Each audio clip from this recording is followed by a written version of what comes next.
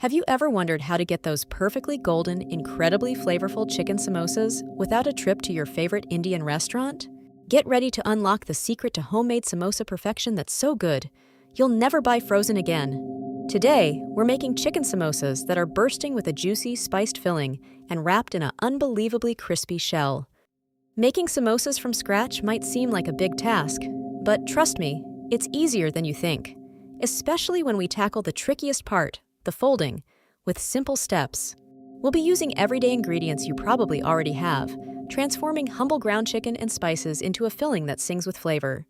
Picture this: onions caramelizing, ginger and garlic sizzling, then the magic of turmeric, garam masala, and chili blending in. This isn't just cooking, it's creating an aroma that will make your whole home smell incredible. Then, we'll carefully wrap this delicious mixture into neat little triangles. Don't worry if your first few aren't perfect. Practice makes delicious. Finally, we'll fry them to a beautiful golden crisp. Ready for another amazing recipe? Click this video right here to keep the cooking adventure going.